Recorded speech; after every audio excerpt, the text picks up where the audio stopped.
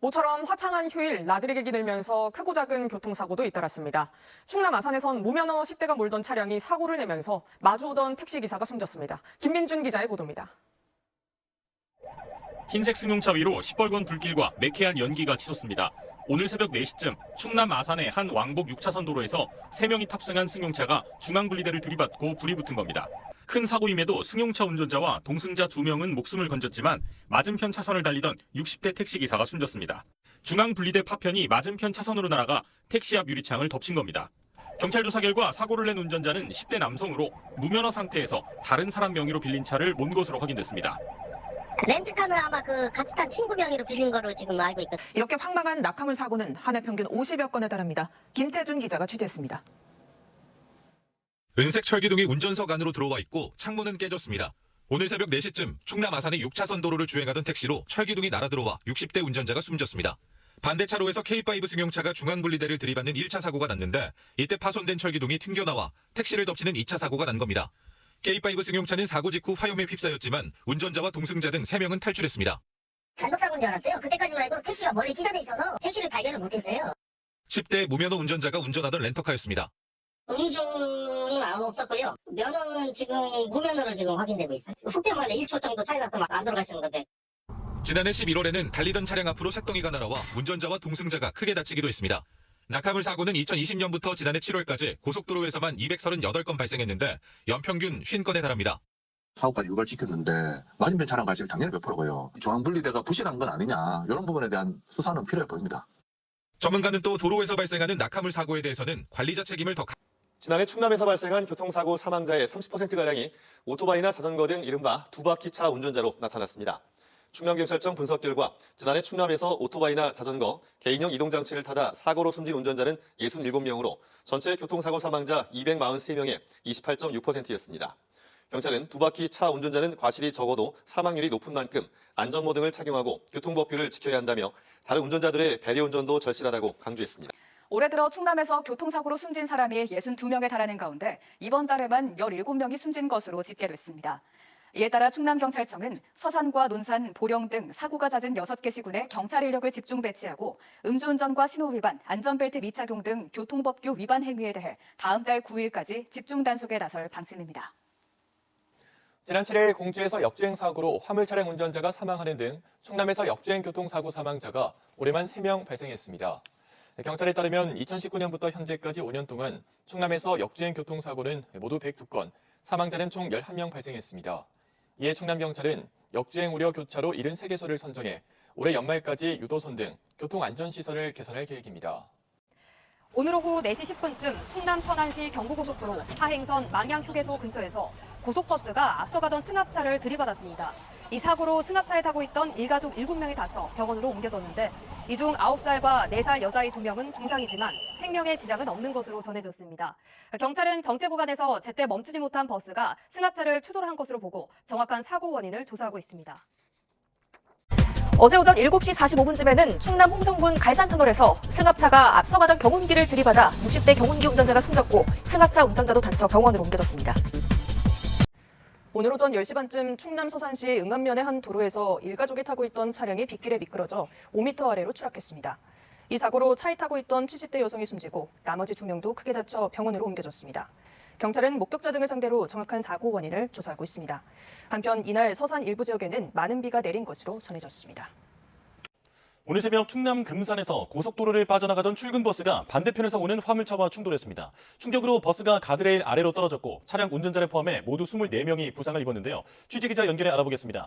정현우 기자, 사고 경위 설명해 주시죠.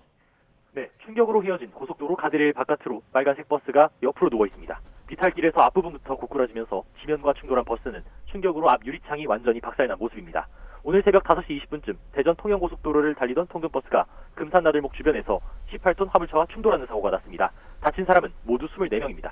50대 운전자를 포함해 통근버스에 타있던 23명이 경상을 입고 병원으로 옮겨졌고 화물차 운전자도 다쳤습니다. 다행히 생명이 위태로운 중상자는 아직까지 없는 것으로 파악되고 있습니다. 당시 통근버스는 고속도로를 빠져나가는 구간에서 중앙선을 넘어 반대편에서 오던 18톤 화물차를 들이받고 가드레일까지 충돌한 것으로 파악됐습니다. 현장에 출동한 경찰이 확인한 결과 통근버스 운전자 50대 남성은 음주 상태는 아니었습니다. 운전자는 경찰에 비가 내린 탓에 차가 미끄러졌다고 진술한 것으로 확인됐습니다. 경찰은 인근 CCTV와 차량 블랙박스 영상 등을 확인하면서 통근버스 운전자를 상대로 정확한 사고 경위를 조사할 방침입니다. 지금까지 사회부에서 YTN 정현우입니다. 어제 저녁 7시 반쯤 충남 공주시 신관동의 한 교차로에서 화물차와 오토바이가 충돌해 20대 오토바이 운전자가 숨졌습니다. 경찰은 화물차가 신호를 위반해 사고가 난 걸로 보고 정확한 경위를 파악하고 있습니다. 어제 새벽 3시쯤 당진시 읍내동의 한 오거리에서 60대 남성 A씨가 몰던 택시 차량이 교차로 부근에 있던 40대 여성을 들이받아 여성이 숨졌습니다. 경찰 조사에서 A씨는 피해 여성을 보지 못했다고 진술한 것으로 알려졌으며 경찰은 A씨를 불구속 입건해 조만간 검찰에 송치할 계획입니다. 충남에서 올해 들어 음주 보행 사고가 지난해보다 2배 늘어난 것으로 나타났습니다. 충남경찰청 등에 따르면 올해 들어 최근까지 음주 보행자 사망 사고는 4건으로 지난해 같은 기간보다 2배 늘었습니다. 반면 음주운전 교통사고는 90건으로 지난해보다 29% 줄었는데 경찰은 음주한 뒤 도로를 걷거나 누워있다가 보행사고가 발생하는 경우가 많다며 주의를 당부했습니다. 시청자 여러분 안녕하십니까? 여러분의 교통안전을 책임지고 있는 충남경찰청 이혜인 경사입니다. 사고 현장이 담긴 블랙박스 영상을 통해 교통안전 수칙을 점검해보는 시간. 오늘의 첫 번째 영상부터 만나보겠습니다. 지난 1월 서산의 한 도로, 블랙박스 차량이 편도 1차로로 주행 중인데요. 같은 방향으로 갓길을 달리던 전기자전거가 갑자기 도로로 진입하면서 사고가 발생합니다. 전기자전거 사용자가 급격히 늘어나면서 사고도 빈번하게 일어나고 있습니다. 안전모 반드시 착용하시고 교통규칙을 잘 지키며 안전하게 이용하시길 당부드립니다. 이어서 다음 영상 보겠습니다. 주차장에서 빠져나가려는 승용차가 불박 차량을 들이받고 멈춰섭니다. 잠시 후 다시 원래 자리로 후진하는 모습이 영상에 담겼는데요.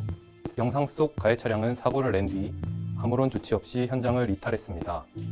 운전을 하면서 사고가 발생하면 운전자는 피해자에게 인적사항을 제공해야 할 의무가 있는데요.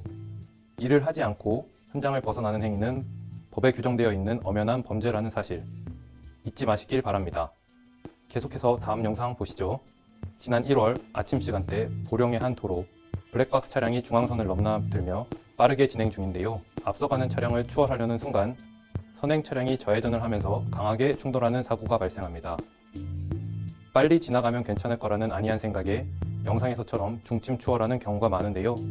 같은 방향 차끼리는 물론 마주오는 차와 정면 충돌하는 등 대형 사고로 이어질 확률이 높습니다. 아무리 급해도 주변에 오가는 차가 적어도 중앙선은 넘지 않는다는 교통안전수칙 꼭 지켜주시기 바랍니다. 지금까지 블랙박스로 본 교통안전 이혜인 경사였습니다. 시청자 여러분 안녕하세요. 여러분의 교통안전을 책임지고 있는 충청남도 경찰청 박기란 경장입니다. 사고 현장이 담긴 블랙박스 영상을 통해 교통안전 수칙을 점검해보고 있는데요. 오늘의 첫 번째 사고 영상부터 만나보겠습니다.